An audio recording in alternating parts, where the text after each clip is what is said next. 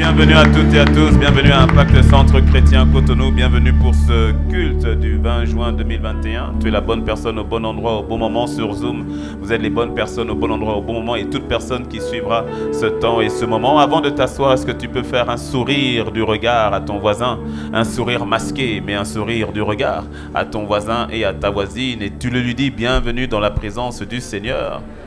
Et lorsque tu l'as dit, alors tu peux t'asseoir sur Zoom. Tu dis à ton voisin aussi, bienvenue dans la présence du Seigneur. Merci Père, nous te rendons grâce.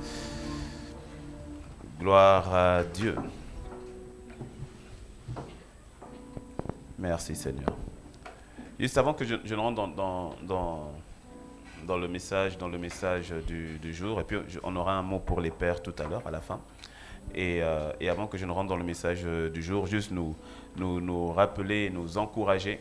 Et je vois que certaines personnes le font. Rappelez-vous la mobilisation par rapport au déménagement, par rapport à l'acquisition, déménagement, construction. En fait, c'est une transition totale dans laquelle nous sommes. Et peut-être que tu n'étais pas là dimanche dernier, donc je vais quand même le dire, c'est que le Seigneur m'a donné la permission, de donner le nom du site qu'il m'avait donné depuis la fin de l'année. Et c'est le site Sion, le centre Sion. Dis-moi un bon amen. Impact Centre Chrétien Cotonou, centre Sion. Alléluia. Et c'est là où c'est la dimension dans laquelle le Seigneur est en train de nous emmener. Et dimanche dernier, alors que j'étais en train de prier par rapport à cela, je priais pour toi, je priais pour moi-même, je priais pour nous qui avons fait qui avons fait un vœu au Seigneur. Je priais afin que le Seigneur soit celui qui donne la semence au semeur et que tout un chacun honorions le vœu et de voir ce déménagement se faire de manière palpable. Et j'ai reçu un passage que je ne connaissais absolument pas, que je ne connaissais pas du tout, parce que t'inquiète, je ne connais pas tous les versets de la Bible. Je te le dis avec beaucoup d'humilité. Et j'ai reçu le psaume 65 au verset 1 ou verset 2 selon les versions. Donc le psaume, dans ma Bible, c'est le verset 2, le psaume 65 au verset 2. Et quand j'ai lu, je l'ai ouvert, je vois qu'il est écrit « Avec confiance, ô Dieu, on te louera dans Sion. » J'ai dit « Wow !» Et puis virgule, « Et l'on accomplira les vœux qu'on t'a fait. » Je me suis posé la question, est-ce qu'on a ajouté ce verset la nuit? Parce que la manière dont, c'était la parole qui me parlait directement par rapport à notre situation. Avec confiance, on te louera à Sion. Ce qui veut dire que pendant la pensée de Dieu, c'est déjà fait. Amen. Il nous y voit déjà. Amen. Parce que le déménagement, mais sache que le déménagement physique ne sera que la partie visible d'un déménagement spirituel. Amen. Dis-moi un bon amen. Amen. Voilà. Donc je nous encourage, je rends grâce à Dieu pour toutes les personnes qui véritablement honorent le Seigneur au travers de leurs vœux. Et je nous encourage tous à le faire. Nous avons une échéance pour la fin de ce mois. Et c'est une avant-dernière échéance avant la fin de ce mois. Et je nous encourage vraiment à honorer le Seigneur avec les vœux que nous avons faits. Ne sois surtout pas dans cette attitude de dire c'est pas grave, le voisin va le faire. Non, parce que là c'est compliqué. Ne sois pas dans l'attitude, non, le voisin va le faire et de toutes les manières, ça se fera. Bon, la vérité, c'est que oui, ça se fera. Pourquoi? Parce que c'est son œuvre. Mais ne sois pas trouvé, ingrat. Donc dire, bon, ça s'est fait, je viens, j'en profite, mais moi, j'ai rien fait. Non, au fait, tout le monde a. Jésus a dit, on notera même, et celui qui n'a pas, on notera même ce qu'il a. Sous-entendu, tout le monde a. Dis-moi un bon amen. Voilà. Et que ce soit notre fardeau à tous et à toutes. Je voulais revenir aujourd'hui sur, ça va peut-être prendre plus la forme d'une exhortation, alors que nous sommes à quelques jours de la conférence, que ta lumière brille, basée sur Matthieu 5, verset 14 à verset 16. Hein, que votre lumière luise, que ta lumière, vous êtes la lumière du monde, que votre lumière luise ainsi devant tous les hommes et qu'ils voient vos bonnes œuvres et qu'ils glorifient Dieu. Là, c'est Matthieu 5, verset 16. Et donc, sur cette thématique par rapport à la lumière, dimanche dernier, le pasteur Yvan a fait une sorte de parenthèse en parlant d'un sujet vraiment qu'il avait eu à cœur par rapport à la notion du jugement. Et je vais l'expliquer. Et j'ai ressenti au fait aujourd'hui de revenir là-dessus pour ceux qui avaient suivi, donc de revenir là-dessus, et pour ceux qui n'avaient pas suivi, de t'en parler. Parce que je pense que c'est vraiment important. Et j'ai demandé un peu au Saint-Esprit comment l'emmener. Alors le titre de mon message aujourd'hui, c'est « Dieu te demande de briller et non de juger ». Dis-moi un beau amen. Ouais. Dieu te demande de briller et non de juger. Et on va partir sur le passage donc le pasteur Yvan avait donné, qui est de Matthieu 7, versets 1 à 5.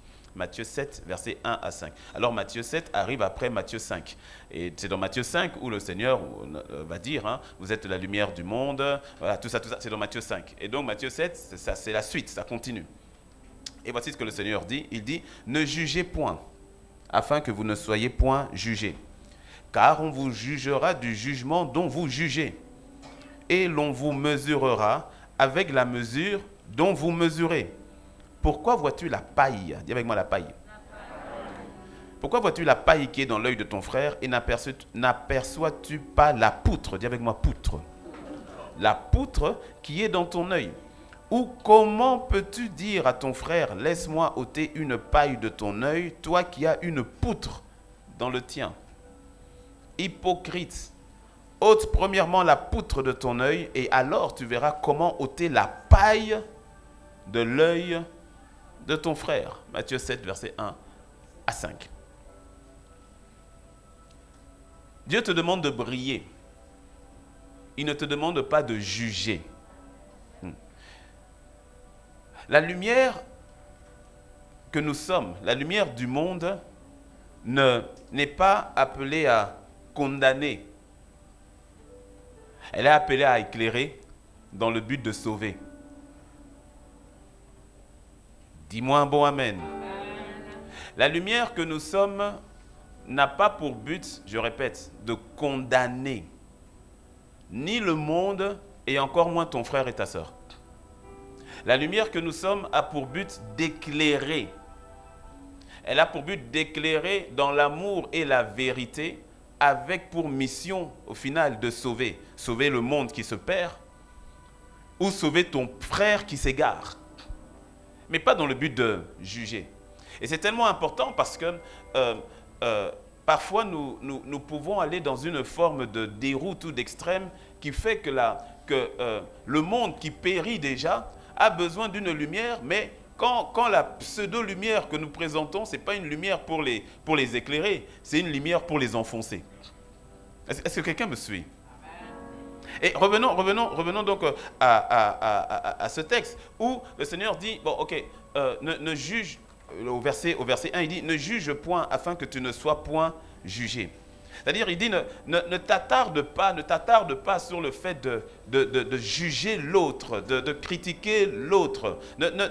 N'aie pas cette attitude qui consiste, et là, avant même de parler du monde, il faut déjà parler au niveau de l'Église. Alléluia. Ah mais oui, mais c'est important, parce que tu vois, la qualité de la lumière que tu es, que nous sommes, va avoir un impact sur le monde, et ce monde va rejoindre l'Église. Il faut s'assurer que dans l'Église... Il faut s'assurer que dans l'Église, que tout soit au point. Sinon, celui qui a dit « je m'échappe des flammes de l'enfer dans le monde » et puis il arrive dans l'Église, il dit « hey, c'est encore plus chaud ici ». Est-ce qu'on peut continuer de parler? Lorsque nous nous attardons et critiquons et jugeons la mauvaise attitude d'autrui, lorsque nous nous portons en tant que juge, lorsque par exemple mon frère a mal fait, mon frère a mal parlé, mon frère a mal agi, mon frère a péché, et que je me tiens maintenant en tant que juge pour dire « ah voilà, il a fait ça, il est ci, il est ça, comme ça », le Seigneur dit « ce que tu as vu le frère faire, ce n'est pas faux, mais moi je le vois comme une paille. » Et pendant que tu te mets dans la position du juge par rapport à l'autre, Dieu dit, au fait, moi, je vois dans ton œil à toi, je vois une poutre. Une poutre, ce sont comme les piliers que nous voyons là. Une poutre, c'est un pilier. Une poutre soutient toute une structure. Une poutre, c'est pas une brindille, c'est pas une paille. La poutre, non seulement c'est gros, c'est dur, c'est lourd, et ça soutient, ça maintient une structure. Et donc, lorsque je suis dans une attitude de jugement chronique, constant de l'autre. C'est comme si il y a une poutre dans mon œil, et comme une poutre soutient une structure, c'est que je suis en train de soutenir un système. Tout un système qui bien souvent est un système qui peut se retourner contre moi-même lorsque je ne me répands pas ou lorsque je ne fais pas les choses à la manière de Dieu. On peut facilement tomber dans l'attitude qui consiste à juger, facilement tomber dans l'attitude qui consiste à critiquer. Je ne parle pas de critique constructive. Et c'est cette poutre-là, au fait, qui soutient un système. Et la vérité, c'est que cette poutre prend pour fondation un redoutable ennemi qu'on appelle l'orgueil. Parce que celui qui juge l'autre, automatiquement, lorsque je juge l'autre, cela veut dire que je me considère supérieur. Lorsque je juge l'autre, automatiquement, je viens de me positionner en supériorité sur l'autre. Et bien souvent donc, cette racine-là n'est ni plus ni moins qu'un ennemi redoutable de nos âmes que l'on appelle l'orgueil. Le mot juger, quand le Seigneur dit ne jugez point, le mot juger, c'est le mot grec krino. Krino, qui peut être utilisé donc pour juger, qui peut être traduit par juger, krino, qui peut être traduit par condamner, krino, qui peut être conduit par accuser, krino, qui peut être traduit par le fait d'arrêter une sentence. D'arrêter une sentence. Et le Seigneur dit, ne juge point autrui, n'arrête pas des sentences. Tu sais pourquoi? Parce que tu n'en as pas la capacité ni le droit.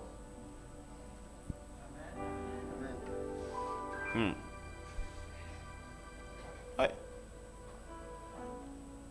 Ne revêt pas un costume qui ne t'appartient pas. Ne va pas prendre une autorité qui ne t'a pas été conférée. Toi et moi, nous avons le mandat pour sauver, pas le mandat pour condamner. Je veux que tu me dises un vrai amen par rapport à ça. L'Église n'a jamais reçu le mandat de la condamnation. L'Église a reçu un mandat pour secourir, pour sauver d'une condamnation qui arrive. Mais toi et moi, nous ne sommes pas juges pour condamner. Il n'y a qu'un seul juge. Dis-moi un bon amen. Parce que tu sais, si tu veux être un véritable juge et un bon juge, ben, il faut que tu aies toutes les informations, que tu aies tous les tenants et aboutissants par rapport au frère ou à la sœur que tu juges. Il faut que tu aies toutes les informations, toutes les preuves. Il faut que tu aies tout cela pour que tu puisses maintenant prendre une décision juste. Or, bien souvent, tu n'as rien de tout ça. Tu n'as rien de tout ça. Et comme je l'ai dit, non seulement tu n'as rien de tout ça, mais tu n'as même pas l'autorité pour être juge.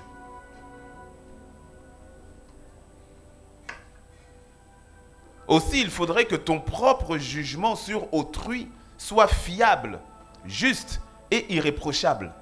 Est-ce que tu penses que ton jugement sur autrui est fiable, juste et irréprochable? C'est ainsi que le Seigneur dit, mais quand tu juges l'autre, c'est une poutre qui apparaît dans ton œil. Parce que bien souvent, nous sommes de véritables procureurs par rapport aux autres, mais des incroyables intercesseurs et des avocats par rapport à nous-mêmes. Lorsqu'il y a je ne sais pas, quelqu'un a mal parlé, il a manqué de respect, il a manqué de respect. Il a manqué de respect à son père, à son mari, à sa femme, il a manqué de respect. Et puis tu vas condamner, tu vas juger, c'est un mauvais, il n'est pas bon, elle n'est pas bien, et tout cela. Et non, si on devait révéler le nombre de fois que toi tu as manqué de respect. Parce que peut-être que lui, il a parlé, ça s'est exprimé. Et toi, tu vas dire, bonjour pasteur, bonjour papa, mon mari, mon épouse, voilà. Mais que dans le cœur, c'est totalement autre chose qui est dit. Sauf que lui, au moins, il a eu la transparence de l'exprimer. Et toi, tu n'as rien dit. Mais tu n'en as pas pensé, moi. Poutre. C'est une poutre, mon ami. Et fais attention parce que le Seigneur Jésus dit, on va vous mesurer de la manière dont vous avez mesuré les autres. Tu te rappelles de la parabole de celui qui était endetté? Je crois qu'on retrouve dans Matthieu ou dans Luc. Celui qui était endetté, il était endetté de l'équivalent. En fait, c'était une somme qu'il ne pouvait vraiment pas rembourser. Quand on fait les calculs et tout cela, on voit que c'était une somme en termes de plusieurs millions de dollars avec l'argent d'aujourd'hui. Il ne pouvait pas rembourser. Et donc, il est venu devant son créancier. Et puis, le maître a eu compassion. Il a dit, bon, ok, je t'absous. Ta dette, là, je l'annule. Quand il sort, il rencontre quelqu'un qui lui devait de l'argent. Et quand on fait les comparaisons, c'est comme si la personne lui devait peut-être 5 000 dollars. Là, lui, on vient de l'absoudre de millions et de millions de dollars. Puis quelqu'un lui doit 5 000 dollars. Il dit, hey, toi, où est mon argent? Hey, toi, je veux mon argent. Allez, commissariat. Tu payes mon argent. Quand le maître a appris ça, il dit, quoi? Toi, on vient d'annuler ta dette de millions de dollars. Et puis maintenant, le frère là te doit 5 000 dollars. Et puis tu le mets en prison. Elle dit, lui-même, mettez-le en prison. Et il paye les millions de dollars. On te jugera, au fait, tu seras jugé à la manière dont tu juges, au fait. C'est pour cela, juge pas. Laisse celui qui est censé juger, juger. Ah. Quelqu'un va dire, oui, mais si vraiment la personne a mal fait, la personne a mal fait. On n'a pas dit, tu vois, quand on dit ne pas juger, ça ne veut pas dire cautionner. Ça ne veut pas dire cautionner. Ça ne veut pas dire que non, la personne a menti, la personne a volé, la personne est tombée dans le péché ou la personne a mal agi. Et je ne suis pas en train de cautionner. Mais je ne sais pas à moi de juger. Ce n'est pas à moi de le catégoriser. Ce n'est pas à moi de le classifier. Ce n'est pas à moi de dire, toi, tu vas aller en enfer. Mais toi, tu es qui? Dis-moi un bon amen. C'est pas à moi de... Je ne suis pas appelé à condamner. Tu n'es pas appelé à condamner. La lumière ne condamne pas. La lumière éclaire et elle sauve. Elle sauve.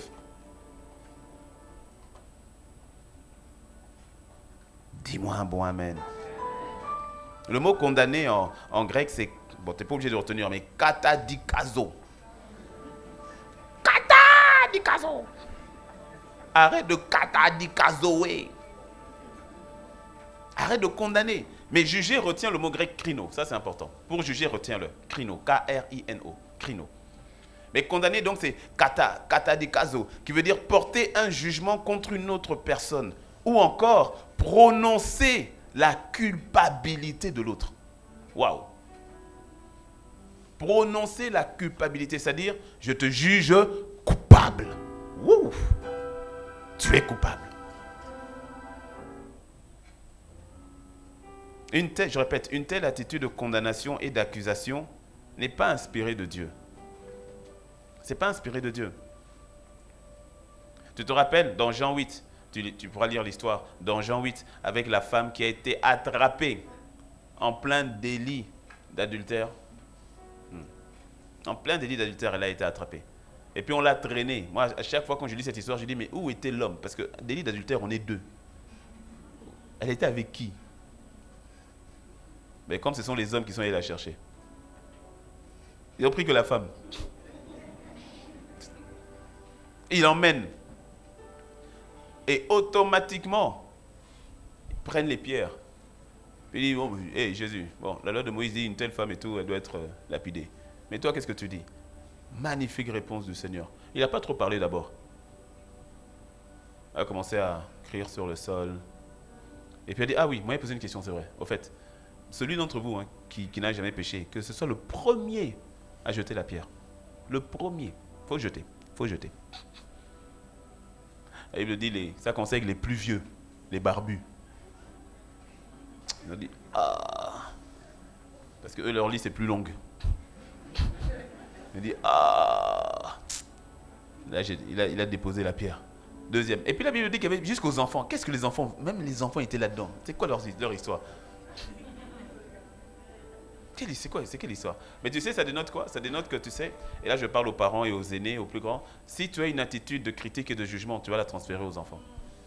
Si les enfants t'entendent constamment en train de juger, en train de critiquer, en train de condamner, je te dis, tu es en train de transmettre quelque chose.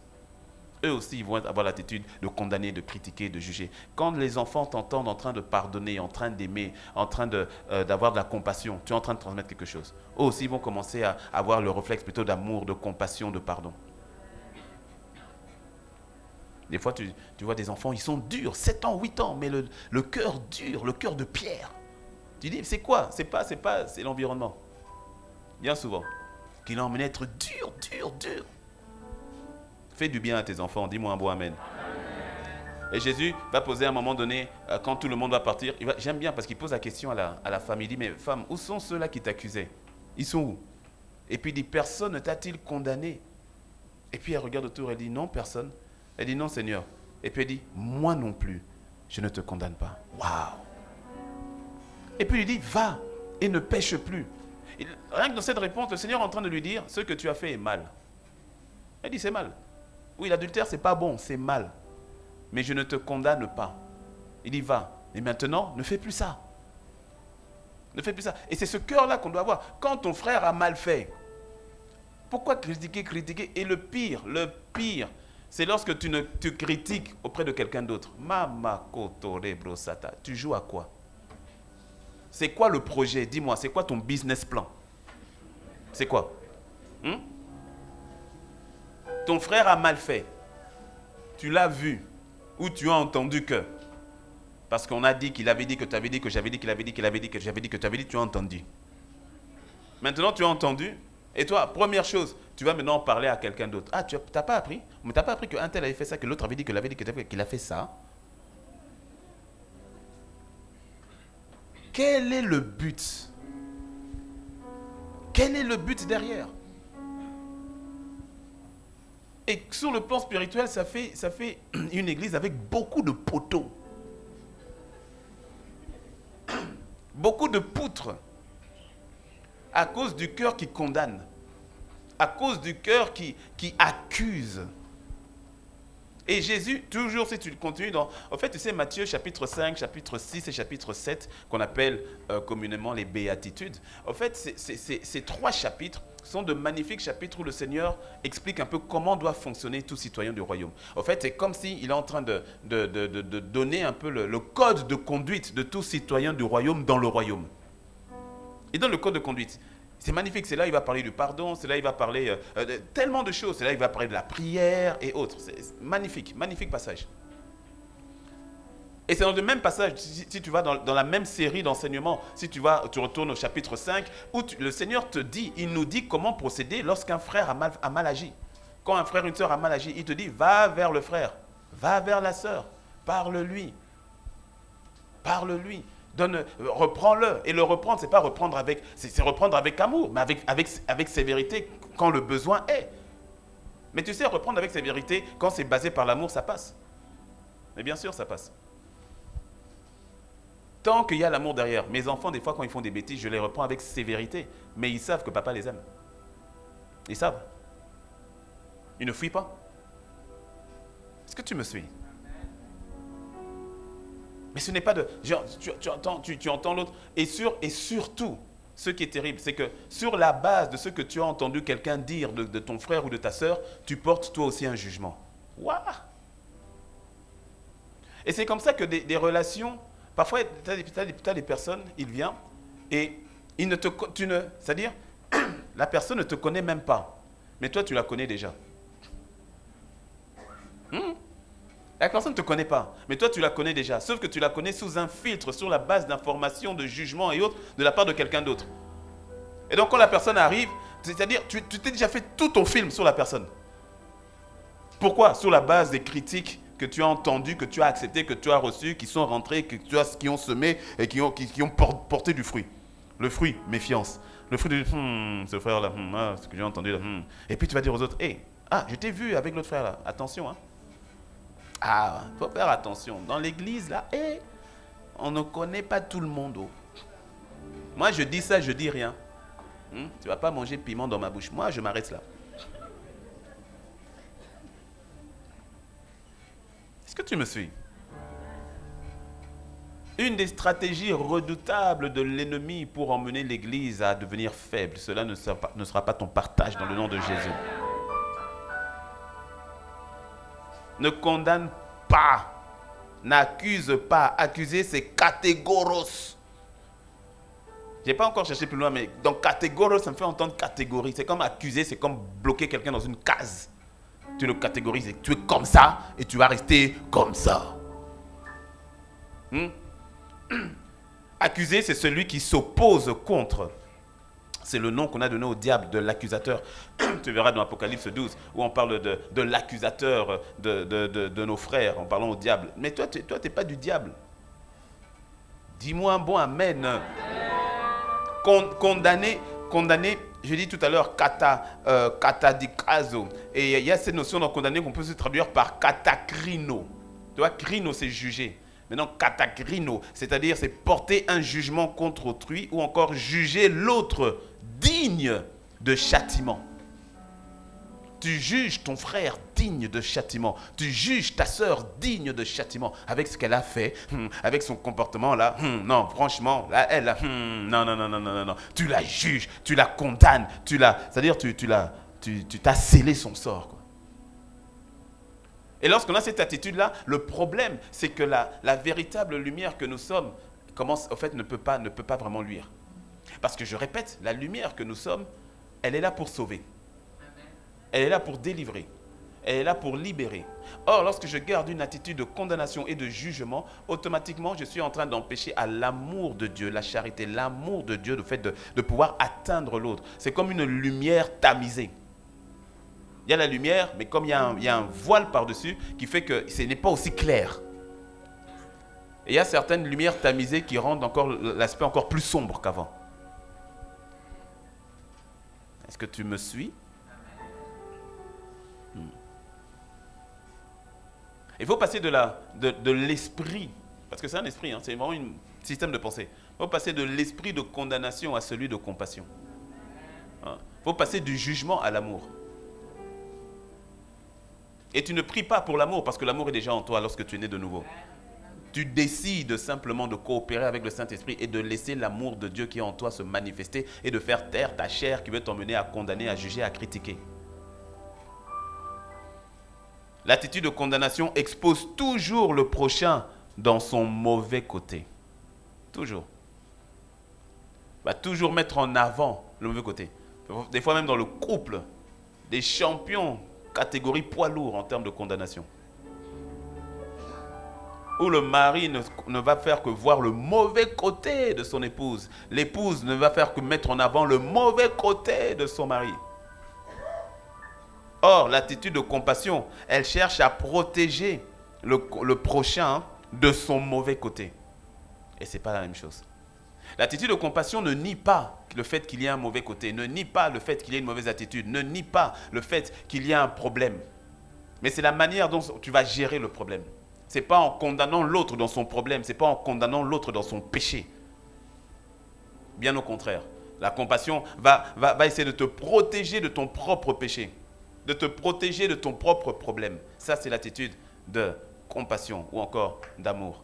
1 Pierre 4, verset 8 dit « Et avant tout, ayez les uns pour les autres une ardente charité ou un amour ardent, car la charité couvre une multitude de péchés. » Couvre une multitude de péchés. Quand on lit ce texte, cela ne veut pas dire que la charité, l'amour cautionne, est d'accord avec la multitude de péchés, mais elle couvre une multitude de péchés. J'ai constaté, et je suis sûr que tu l'as constaté aussi, que lorsque je suis venu au Seigneur, que ce soit quand j'ai donné ma vie à Jésus pour la première fois, ou que ce soit lorsque j'ai péché et que je me suis repenti, ou lorsque j'avais rétrogradé et que je suis revenu, je n'ai pas souvenir que le Seigneur à un seul moment m'ait rappelé tout le mal que j'avais fait.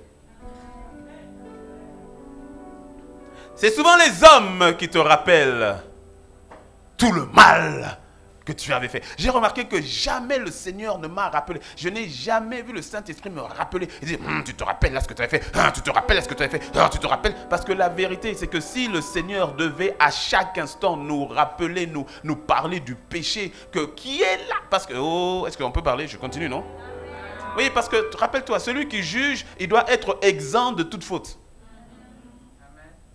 Je te pose la question maintenant. Es-tu exempt, ma soeur, de toute faute? Es-tu exempt, mon frère, de toute faute? Es-tu irréprochable? Est-ce que si là, maintenant, tout de suite, le Saint-Esprit fait sortir un écran de ton cœur, est-ce qu'on pourra dire Alléluia, gloire à Dieu pour la sainteté, la perfection totale?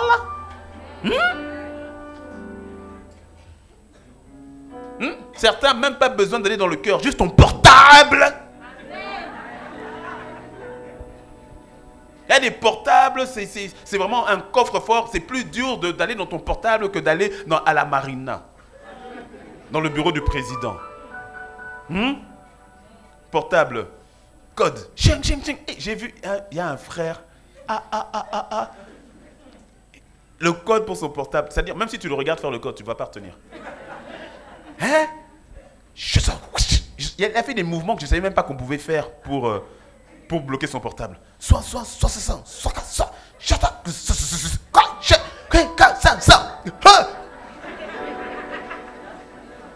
Quand son portable s'est ouvert, il a fait en un coup, hein, sans se tromper. Quand son portable s'est ouvert, je dis, frère, tu caches quoi? Je dis, hé, qu'est-ce que tu caches dans ton portable? Parce que là, maman, des mouvements, j'ai même vu comme des courbes. J'ai dit, on peut faire ça? D'autres vont faire ça. Et puis après, empreinte digitale. Et puis après, il faut le code aussi à 6 chiffres. Et puis après, reconnaissance faciale. J'ai dit, il y a quoi? Il y a quoi? Il y a quoi dans ton portable? Il y a quoi? Qu'est-ce que tu caches? Suspect. Si le Seigneur aujourd'hui, mais écoute, mais dis avec moi, Dieu est bon. Non, mais parce que si le Seigneur devait constamment mettre le point sur ce qui ne va pas, nous serions dans la conscience du péché. Et nous ne pourrions pas avancer. Est-ce que tu le sais? Ben oui, non, mais Dieu est bon. Écoute, est-ce que tu n'as pas remarqué qu'il y a des choses que tu faisais il y a peut-être 5 ans, 2 ans, et qu'aujourd'hui, tu dis, ah, mais non, mais ça c'est un péché. Et pourtant, tu étais avec le Seigneur. Et quand tu marchais, il voyait ce péché-là. Est-ce qu'il t'a rejeté? Est-ce qu'il t'a envoyé en enfer? Est-ce qu'il t'a condamné? Pourtant, tu étais là. Il y en a aujourd'hui, ils parlent mal. Hier, rappelle-toi, hier, tu parlais mal, mais pour toi, c'était normal. Né de nouveau, hein, mais tu parlais mal. Et les gens étaient blessés autour de toi. Je dis, oh, mais quoi, c'est quoi? Moi, j'ai rien fait. Et puis, tu as grandi. Tu es devenu un peu plus mature. Et tout à coup, le Saint-Esprit t'a vraiment parlé. Tu as dit, hé, mais c'est quoi? Et puis, tu as demandé pardon aux gens. Vraiment, la manière dont je parlais là et autres. Et ton comportement a évolué. Mais quand tu parlais mal là, est-ce que Jésus t'avait rejeté? Non. Mais est-ce que tous les jours, il était là? Tu parles mal, tu parles mal, tu parles mal. Tu n'aurais pas pu avancer? Est-ce que tu me suis? Ah non, mais et la compassion. Rappelle-toi d'où tu viens. Donc quand tu vois ton frère qui est en train de galérer ou autre, je n'ai pas dit, j'insiste, je n'ai pas dit que tu cautionnes ça. Mais ne condamne pas. Ne condamne pas. Aide-le. Et souvent, tu sais, aider la personne, c'est d'abord prier pour la personne. C'est tellement facile de critiquer. Mais combien de fois est-ce qu'on prie pour les personnes qu'on critique là? Ah, moi, j'ai fait que constater. Ah, mais moi, j'ai constaté. Mais moi, c'est un constat. C'est un constat. Bon, ok. Est-ce que tu as prié? Est-ce que tu as porté la personne en prière? Est-ce que tu es venu devant le trône de la grâce en disant, Père, je demande grâce et miséricorde pour mon frère par rapport à son attitude, par rapport à son comportement, par rapport à ses actions, par rapport à ce qu'il a fait, par rapport à ce qu'il a dit. Seigneur, je viens devant toi par rapport à ma soeur, par rapport à ce qu'elle a été. Père, je refuse de la condamner, je refuse de la critiquer ou encore moins de la juger. Mais Seigneur, je viens demander miséricorde pour ma soeur. Père, tu connais sa vie. Parce que tu ne sais pas, tu sais, c'est tellement facile de juger. C'est tellement facile de juger. Hein? Aujourd'hui, c'est la fête des pères. Mais il y a quelqu'un ici, tu en veux à ton père.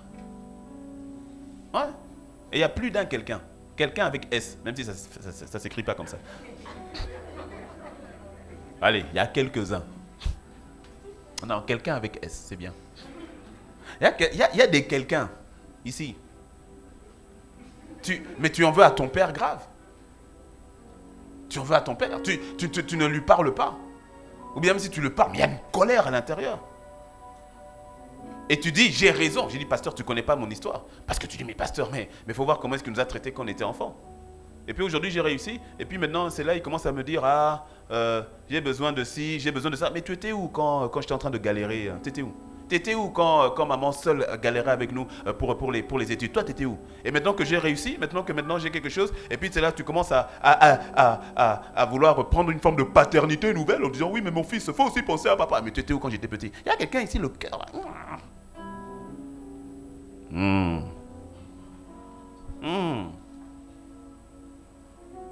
Mais tu vas dire, mais pasteur, mais j'ai raison. Mais pasteur, mais regarde ce qui s'est passé. Mais tu es en train de juger.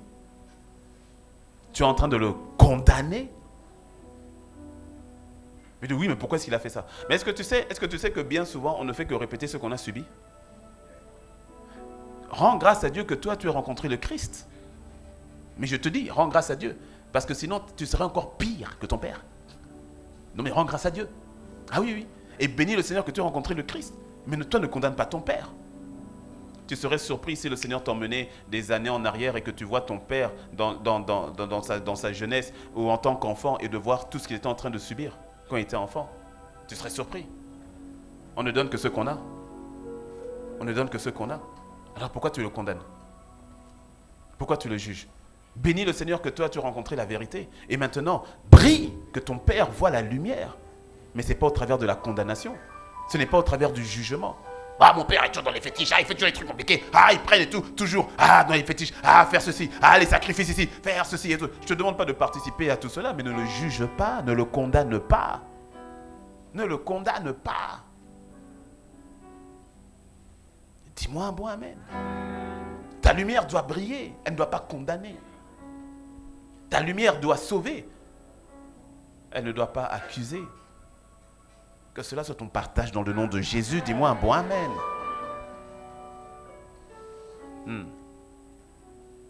L'attitude de la condamnation est souvent bruyante. Parce qu'elle va parler, elle va accuser, elle va accuser, elle va accuser. Mais l'attitude de la compassion, elle, est beaucoup plus douce. Vous avez remarqué que lorsqu'il y a par exemple des calomnies, ou bien il y a des faux témoignages, ça fait beaucoup de bruit. Mais le démenti, des fois on n'entend jamais. Tous les médias, réseaux sociaux, la télévision va parler. Ah voilà, tel est accusé de ci, ah, tel est accusé de ça. Ah voilà. Tout le monde, ah, le méchant. Ah. Et puis au bout de quelques mois, quand on fait les enquêtes, on remarque que non, au fait, la maman là avait menti, ou bien ça, c'était pas vrai. Mais le démenti là, on n'entend jamais. L'accusation est souvent bruyante. Souvent. Là où la compassion, elle, est souvent plus calme, plus douce.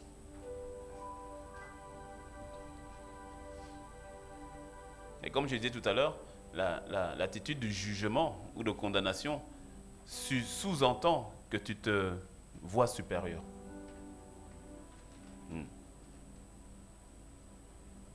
Et aussi, l'attitude, comme on l'a dit tout à l'heure dans 1 Pierre, verset 4, verset 8, que l'amour couvre une multitude de péchés. Mais le juge, le condamnateur, pardon pour l'expression, l'accusateur, et celui, il ne couvre pas, il expose une multitude de péchés. Proverbe 17, verset 9, c'est un passage que j'aime bien. Il dit, celui qui couvre une faute cherche l'amour. Et celui qui la rappelle dans ses discours divise les amis. C'est un passage de Proverbe que j'aime beaucoup. Celui qui couvre, mais vous enlevez trop vite le passage. Celui qui couvre une faute cherche l'amour. Et celui qui la rappelle dans ses discours. Parce que c'est intéressant, et ça, j'ai parlé tout à l'heure de l'exemple où des fois tu vois une personne pour la première fois, mais comme tu as écouté les critiques et tout cela, tu t'es déjà fait un film sur la personne. Et c'est intéressant de voir que bien souvent, alors je vais le dire autrement, évite de te retrouver dans la position de celui qui rappelle les fautes d'autrui. Des fois, tu vas entendre une conversation. On va parler d'un frère avec qui tu avais eu un contentieux, avec qui ça s'était mal passé, tu avais eu une embrouille terrible. C'était il y a quelques années. Et puis après, dans une discussion, tu vas parler du frère. Ah, le frère là, peut-être que quelqu'un d'autre a aussi eu un souci avec ce frère-là. Il peut se dire, ah ouais, mais d'ailleurs, oui, mais attends, moi, je le connais depuis, hein, ce frère. Ah bon, il y a 3 ans, hein, il y a 10 ans. Mais regarde, il avait fait ça, il avait fait ci, il avait fait ça. Puis il y avait tel problème, il y avait telle chose. Ah, mais je te dis, les gens, ils ne changent pas vraiment. Bon, c'est vrai, depuis, il a demandé pardon. Hein, on s'était pardonné et tout cela, c'était passé. Et pourquoi tu rappelles?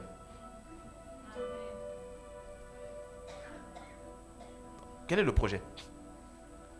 Tais-toi. Alors pourquoi tu rappelles? Pourquoi tu vas aller déterrer? En plus, tu dis que vous aviez parlé, vous vous êtes entendu, l'histoire est passée. Pourquoi tu vas déterrer? Tu veux que le Saint-Esprit déterre tout ce qu'il t'a pardonné? S'il le faisait, toi et moi, on serait où?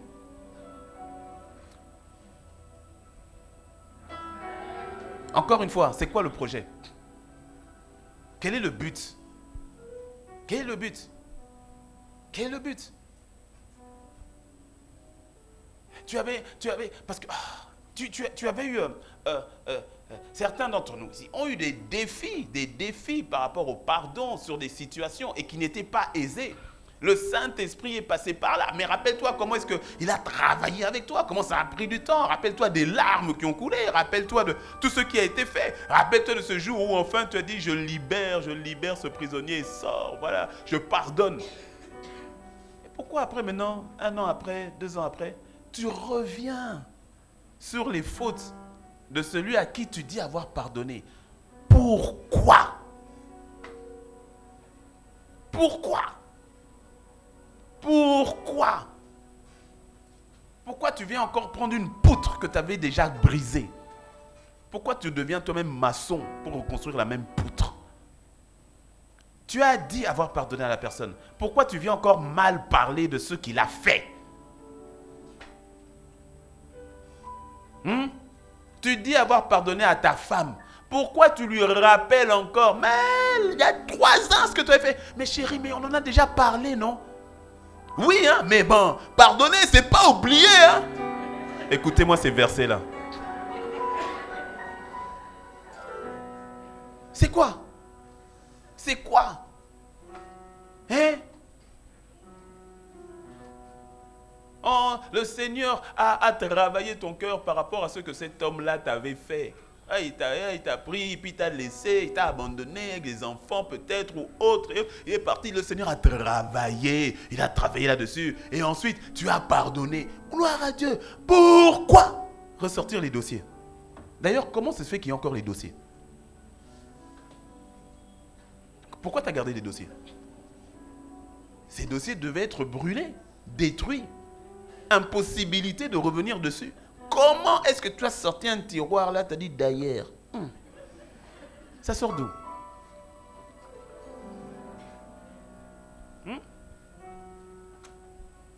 Est-ce que tu me suis?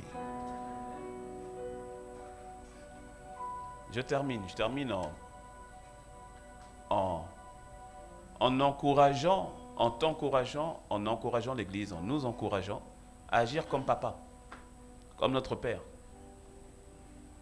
Car Dieu a tant aimé le monde qu'il a donné son Fils unique, afin que quiconque croit en lui ne périsse point, mais qu'il ait la vie éternelle. Le verset qui suit, Jean 3, 17, est tout aussi magnifique.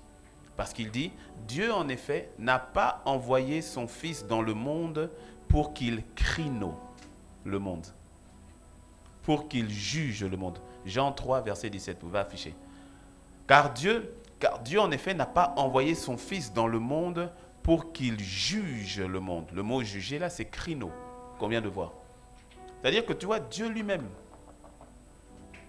il n'a pas envoyé Jésus pour que le monde soit crino, pour que le monde soit jugé. Il y a un temps du jugement qui va arriver.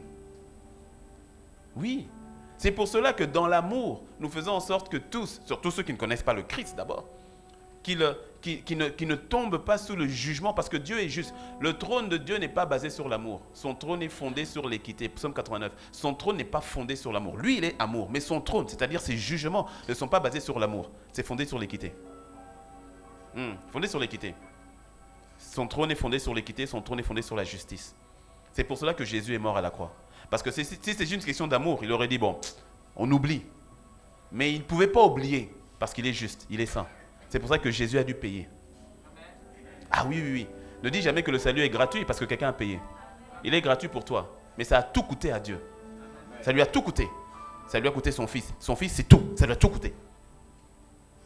Pourquoi? Parce qu'il est juste. C'est pour ça qu'à la croix, c'est le rendez-vous entre la justice de Dieu et l'amour de Dieu. Justice de Dieu parce que quelqu'un est mort. Le salaire du péché, c'est la mort. Et amour de Dieu parce que il est mort à ta place. Et c'est ça le message que le Seigneur, que le Seigneur donne. C'est ce qu'il donne. Je répète, quand on dit de ne pas juger, ça ne veut pas dire qu'on tolère le péché. Absolument pas. Absolument pas.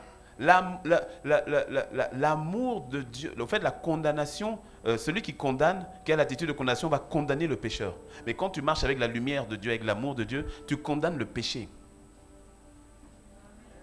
Tu ne jettes pas l'eau du bain avec le bébé. Est-ce que tu me suis? Et donc c'est ainsi que le Seigneur dit que Dieu en effet n'a pas envoyé son Fils dans le monde pour qu'il soit jugé, pour qu'il juge le monde, mais pour que le monde soit sauvé par lui. Pour qu'il soit sauvé. Il y a un jugement qui arrive, il y a un jugement dernier qui arrive, mais que le monde soit sauvé. Pas crino. Ce n'est pas ton mandat, ce n'est pas le mandat de l'Église. La manière de prêcher, l'évangile à un pécheur, dit, toi là, continue comme ça. Les flammes de l'enfer, tu vas savoir ce que c'est.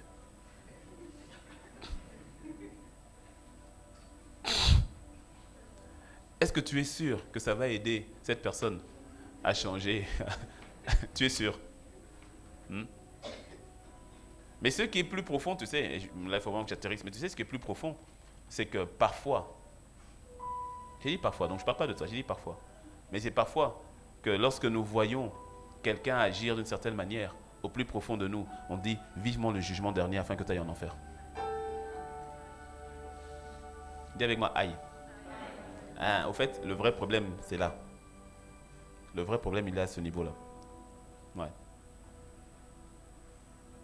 Est-ce que tu sais que lorsque nous sommes exposés au monde, est-ce que tu sais que le système du monde, c'est l'esprit de haine, de colère, de vengeance? Et tu verras que ce soit dans les films, que ce soit dans les séries, que ce soit dans la manière dont la justice de cette terre est faite, elle est faite toujours de manière à juger, à condamner.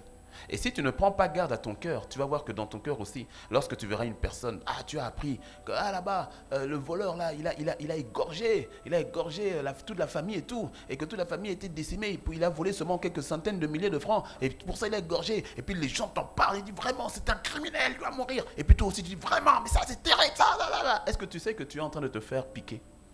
Parce que pose-toi la question, ok, c'est vrai, il a vraiment mal fait, mais est-ce que tu t'es arrêté de dire, mais comment est-ce que Dieu voit la chose? Et sans s'en rendre compte, on fonctionne, au fait, nous aussi maintenant, avec ce côté de œil pour œil, dent pour dent, justice, vengeance, haine. Et donc c'est ainsi que lorsqu'on arrive à l'église, on devient des bourreaux, des juges. Comme si nous on était parfaits, mais c'est pas grave. Des juges. Et toi,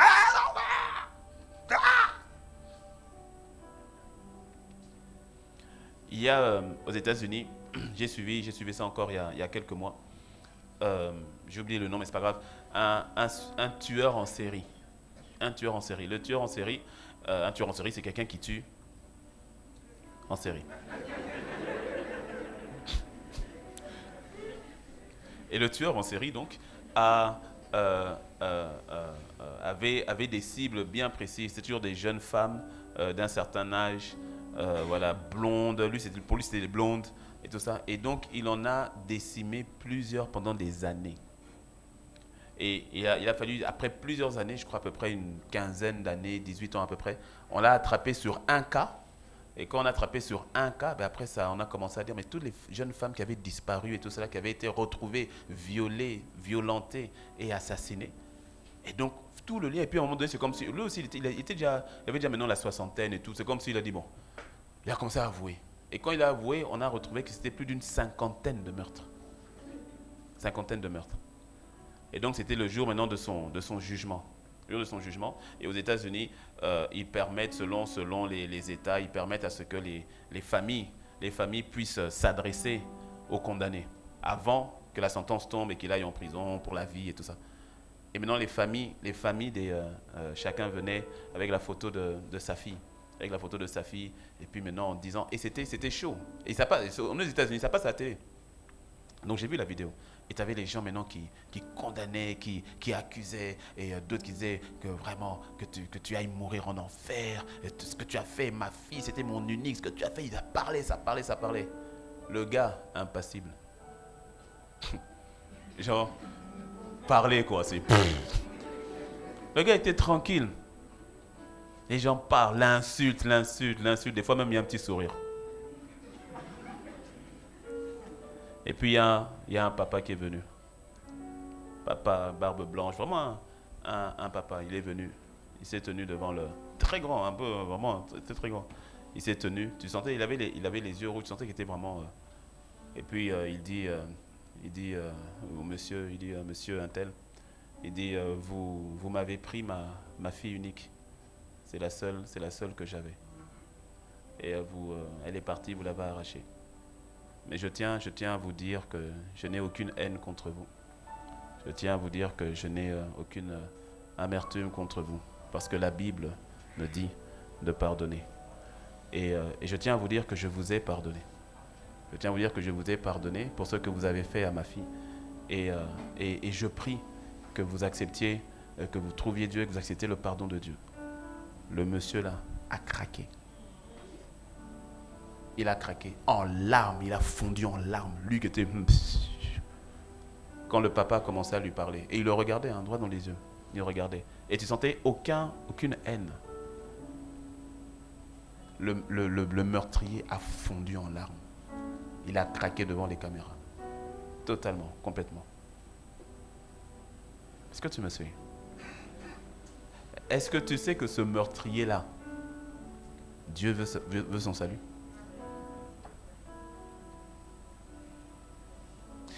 Si nous n'avons pas ce cœur et cette révélation-là, nous ne pourrons jamais briller à la hauteur de ce que Dieu nous attend de nous. Je répète, la lumière n'a pas pour but de condamner, mais de sauver. De sauver. Elle a pour but de sauver. J'ai écouté le témoignage d'un pasteur qui était responsable de son église et il y avait un mouvement qui s'est fait dans son église qui était conduit par un autre pasteur de l'église. Et donc, il disait du mal sur lui. Et ensuite, les autres sont venus, ils ont dit, ah, pasteur, voici ce qu'on est en train d'apprendre et tout cela. Le pasteur, ce qu'il est en train de dire par rapport à vous. Et il a dit, jamais je vais mal parler de lui. Il a dit, mais non, mais il faut agir. Il a dit, non. Et le pasteur en question, il a dit, mais il faut réagir parce que là, il va vous faire partir. Et le pasteur l'a fait partir. Hein. Il s'est retrouvé chassé. Il y avait des calomnies, il y avait des mensonges qui ont été dits. Donc le pasteur principal s'est retrouvé chassé. Et les autres disaient, mais pasteur, on a toutes les preuves que c'est faux, que c'est ci, que c'est ça, que c'est ça. Il a dit, jamais je parlerai mal contre lui. Et il a demandé aux membres, il a dit, restez à l'église. Il a dit, restez à l'église. Il ne faut pas partir, il faut rester. Il ne faut pas partir. Et il ne parlait pas mal de lui. Oh. Elles ont été chassées. Et puis 2, 3 ans, 4 ans après, à peu près, la vraie face du pasteur a été dévoilée devant tout le monde. Et c'est la même église qui allait rechercher le pasteur. Non, faut revenir. Et puis on lui posait la question, mais pourquoi vous n'avez jamais réagi? Il a dit, non, je ne suis pas juge. Il dit, je ne suis pas juge. Le Seigneur me demande d'aimer. Il dit, je ne suis pas juge. Donc par rapport à son pasteur, c'était de prier pour lui.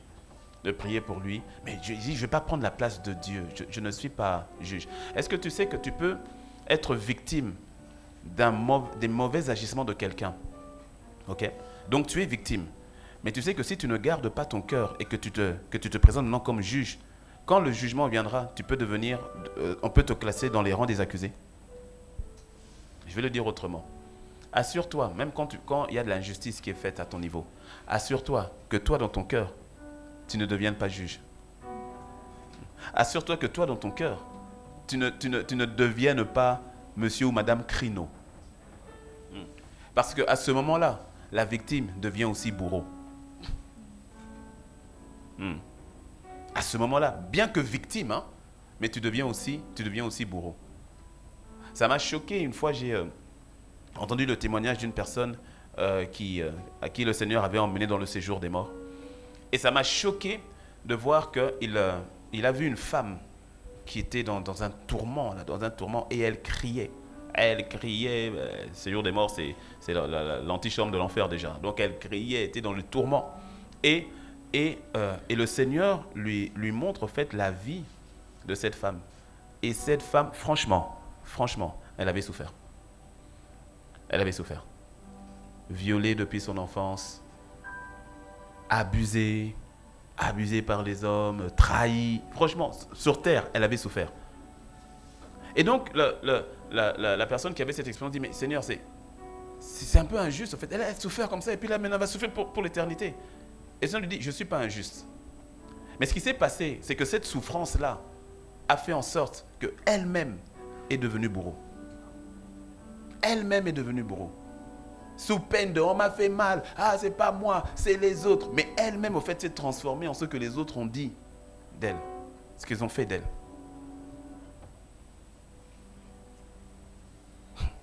Non, écoute, cette histoire, elle est sérieuse. Pas de cri, non. Ne juge pas, afin que tu ne sois pas jugé. Ne juge pas. Tu seras mesuré à la mesure dont toi-même tu mesures les autres. À chaque fois que tu y penses, à chaque fois qu'on t'a fait mal, ou bien à chaque fois qu'il y a une injustice, ou bien à chaque fois que tu remarques quelque chose de mauvais chez l'autre, que tu remarques une mauvaise action, que celle-ci soit, même si cela est vrai, qu'il a mal fait, qu'il a mal agi, ne juge pas. Quand tu le peux, parle avec ton frère, parle avec ta soeur, dis-lui, mais c'est quoi ça? Non, écoute, c'est pas ce que la parole de Dieu dit, il faut changer. Mais ne juge pas la personne, ne la condamne pas. Ne la condamne pas. Et si tu n'as pas accès, prie pour la personne. Si c'est quelqu'un qui t'a fait du mal, prie pour la personne. Mais ne juge pas. Ne deviens pas bourreau de victime que tu étais. Or, en Christ, tu n'as même plus à être ni victime, ni bourreau. Tu es délivré. En Christ, tu es ni victime, ni bourreau. Tu es totalement libéré. Il t'a libéré. Il t'a libéré. Alors n'enferme personne dans la cage de la condamnation et ne t'enferme pas non plus dans la cage du jugement. Dis-moi un bon amen. Est-ce que tu peux incliner la tête avec moi? Alléluia. Alléluia. Breko sa intere de bosha. Bateria namo socorro bose andere de bosa. Are de boso coria da bresa caindolo doria namose. Cateria da besa y contro de bosa y varia da basa caria da bosa kendere de briada. Est-ce que tu peux parler? Parle au Seigneur, parle au Seigneur. Parle au Seigneur. En lui parlant, tu es en train de faire aussi une introspection par rapport à ton cœur, une introspection par rapport à toi-même. Une introspection. Fais cette introspection. Alléluia.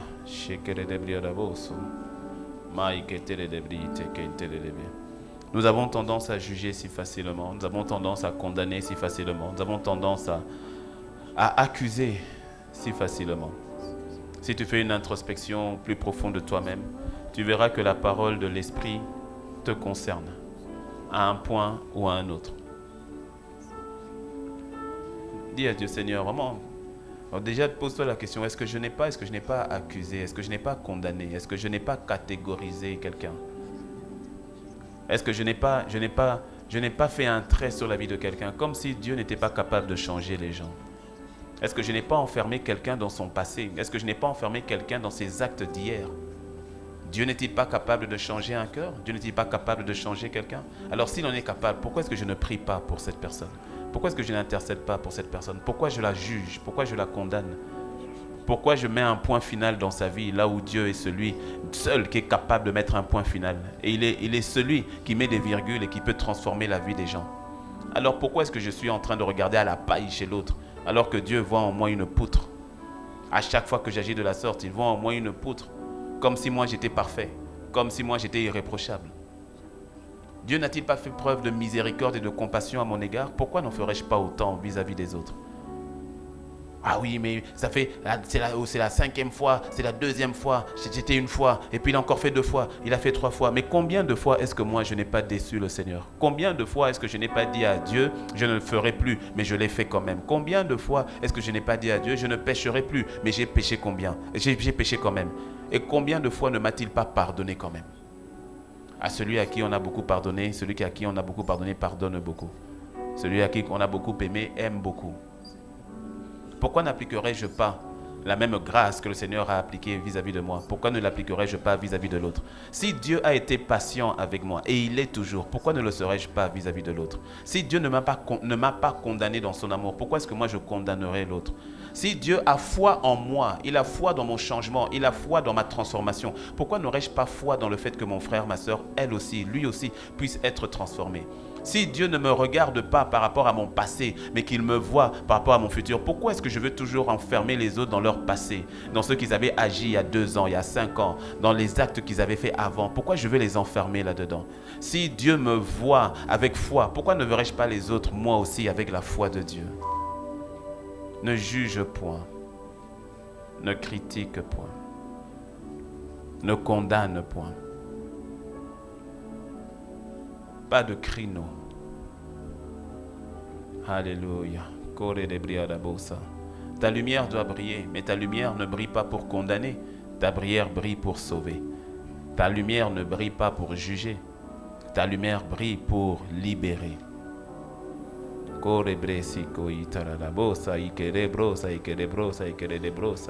Seigneur, merci pour ta parole. Seigneur, merci pour ta parole. Ta parole se met dans nos cœurs aujourd'hui. Ta parole se met dans nos cœurs en ce jour. Seigneur, nous te rendons grâce. Que ta parole, Seigneur, emmène libération complète, libération totale, Seigneur, dans nos vies, dans nos cœurs. Nous te disons merci. Nous te disons merci. Nous te disons merci. Pardonne-nous, Seigneur, à chaque fois que nous avons agi en tant qu'hypocrites. C'est-à-dire lorsque nous avons jugé les autres sans nous juger nous-mêmes. Pardonne-nous, Seigneur, à chaque fois que nous avons agi en tant que juge, alors que nous n'avons pas la place du juge. C'est toi le juge véritable. Pardonne-nous à chaque fois que nous avons fait ces choses. Regarde nos cœurs que nous exposons maintenant à ta vérité, nos cœurs que nous exposons maintenant à ta lumière. Ta parole, Seigneur, nous éclaire, ta parole nous transforme. Merci pour ta parole qui vient nous délivrer d'une folie, nous délivrer, Seigneur, d'une attitude qui te fait mal lorsque nous sommes de ceux-là qui jugeons nos frères déjà, qui jugeons nos sœurs, lorsque nous sommes de ceux-là qui condamnons nos frères et nos sœurs comme si toi tu nous avais condamnés. Si tu devais nous condamner, Seigneur, nous ne serions pas là, mais tu as fait preuve d'amour, de patience, de compassion, et jour après jour, tu nous transformes à ton image. Fais-nous grâce, Seigneur, d'avoir la même attitude vis-à-vis de nos frères et de nos sœurs. Non pas de condamner, mais de construire. Non pas d'exposer, mais de couvrir. Non pas, Seigneur, de jeter en pâture, mais plutôt de protéger. Plutôt de protéger. Seigneur, que cela soit notre partage. C'est l'Église glorieuse, sans tache ni ride, à laquelle tu nous appelles à être. Apprends-nous à nous aimer, apprends-nous à nous entraider, apprends-nous à intercéder les uns pour les autres, apprends-nous à porter nos frères, nos sœurs dans la prière, apprends-nous à mettre le genou à terre devant le trône de la grâce, afin de demander grâce et miséricorde pour la vie de nos frères et de nos sœurs. Apprends-nous, Seigneur, apprends-nous. Apprends-nous à être les gardiens les uns des autres. Apprends-nous, Seigneur, apprends-nous. Pardonne-nous pour l'orgueil, pardonne-nous, Seigneur, pour l'hypocrisie, pardonne-nous, Seigneur, pour les mauvaises attitudes, pardonne-nous, Seigneur, là où nous avons été trouvés juges, avec des poutres dans nos yeux. Mais nous venons devant toi. Il y a quelqu'un qui vient devant toi et qui se répand totalement. Il y a quelqu'un qui vient devant toi et qui décide de changer d'attitude, de cœur vis-à-vis de quelqu'un, vis-à-vis d'une personne, vis-à-vis de ce monde qui se perd. Nous avons une tendance si rapide à condamner ce monde, à traiter les païens de tous les noms, alors qu'ils sont dans les ténèbres et que c'est normal qu'ils se cognent. Mais où est la compassion? Où est l'amour? Où est cette lumière qui doit montrer le chemin? Où est cette lumière qui doit montrer la vérité? Fais-nous grâce, Seigneur, d'être des lumières véritables. Pas de ceux-là qui jugent, pas de ceux-là qui condamnent, mais de ceux-là qui sauvent, de ceux-là qui vont à la rescousse de ceux qui se perdent, car tel est notre mandat. Tu ne nous as pas donné un mandat de condamnation, mais tu nous as, Seigneur, appelés à la réconciliation. Tu nous as appelés à aller chercher ceux qui sont perdus et non pas à aller enterrer ceux qui sont perdus. Seigneur, fais-le dans ton Église. Commence par le cœur de mon frère, commence par le cœur de ma soeur, commence par mon propre cœur. Fais-le en chacun d'entre nous. Fais-le en chacun d'entre nous. Nous te rendons grâce parce que ta parole nous dit que l'amour de Dieu est répandu dans nos cœurs par le Saint-Esprit. Ta parole nous dit que le fruit de l'Esprit est notre partage. L'amour, la paix, la joie, la patience, la fidélité, la bonté, la bénignité, la maîtrise de soi, la tempérance. Seigneur, ces choses sont en nous parce que le Saint-Esprit est en nous. Alors Père, nous te rendons grâce pour cela.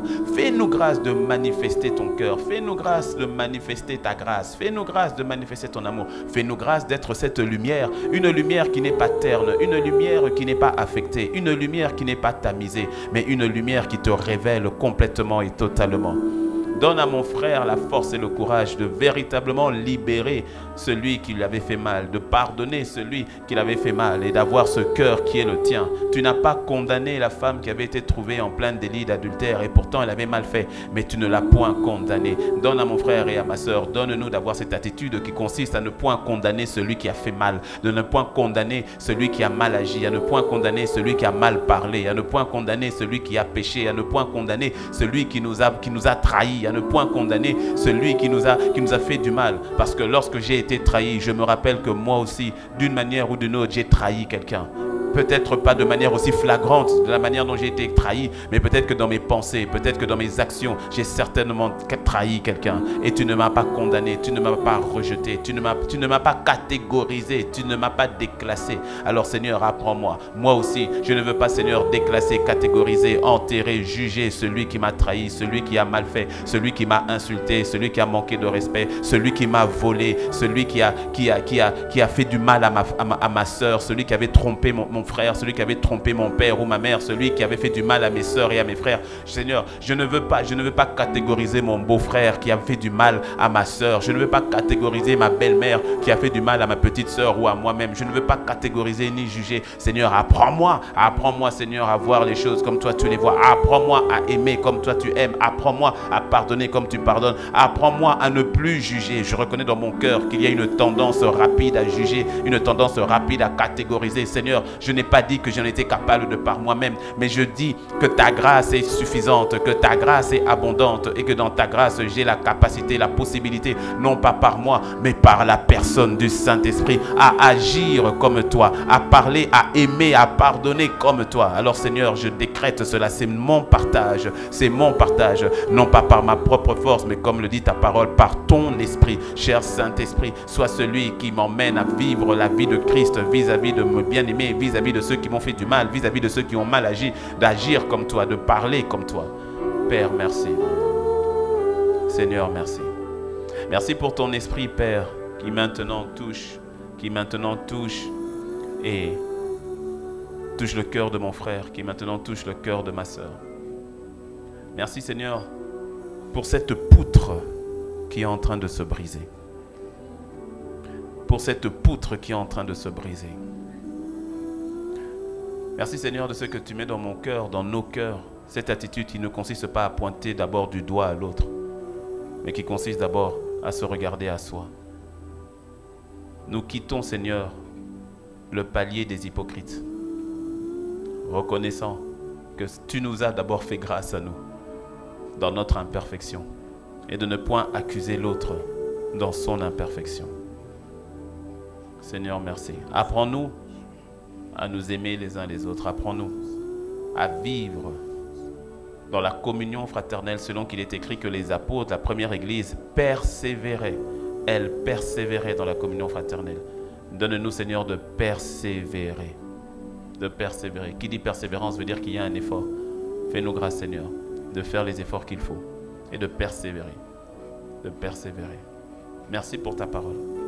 Merci pour ta parole qui éclaire, ta parole qui libère, ta parole qui transforme. Merci. Merci pour ce que tu fais. Merci pour ce que tu accomplis dans le nom de Jésus. Gardez les yeux fermés, la tête baissée. Alors que nous tendons à la fin de ce temps de culte de célébration, le Seigneur n'est, comme on l'a lu tout à l'heure, Dieu n'a pas envoyé son Fils pour condamner le monde, mais pour le sauver.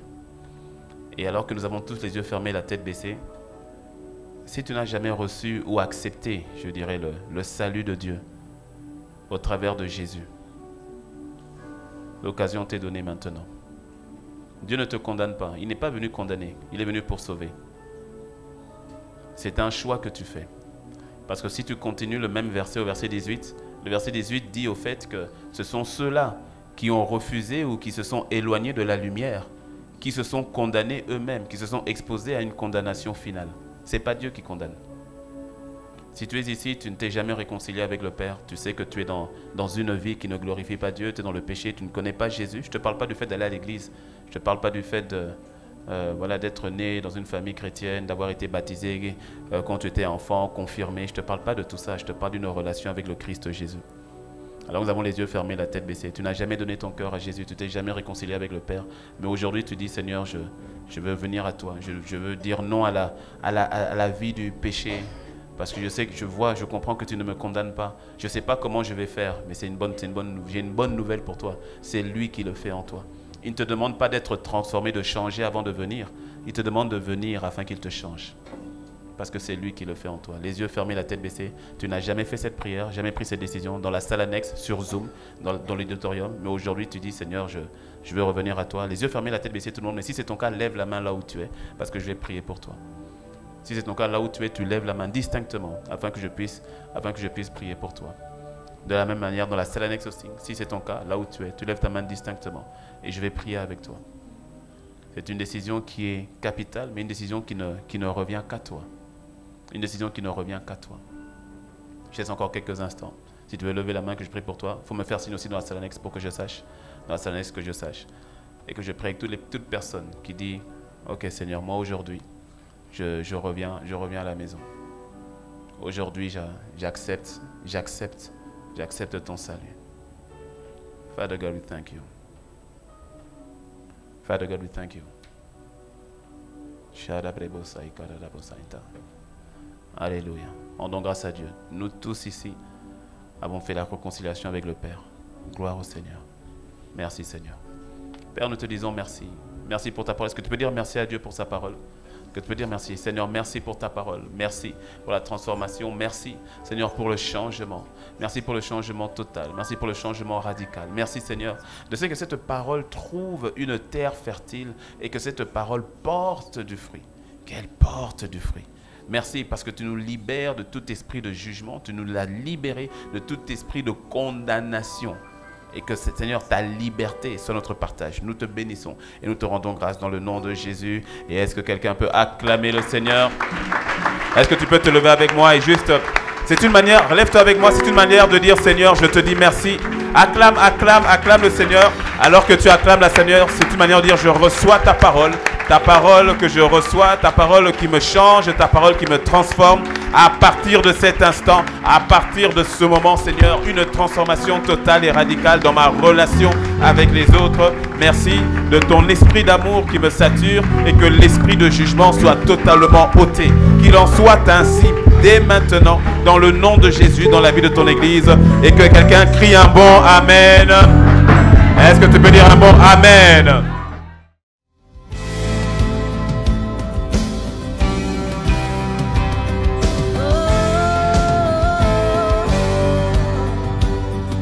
Bonjour Majesté, je m'appelle Fofo Fresh. Chaque dimanche, voici comment tu peux faire pour apporter ta dîme et ton offrande avec MTN.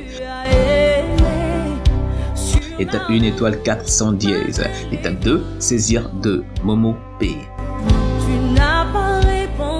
Étape 3, saisir 1, achat de biens et services. Étape 4, saisir le numéro 69 14 51 12. Étape 5, renseigner le montant, ensuite le motif de votre transaction, dîme, don, offrande, etc. Étape 6, entrez votre code PIN personnel.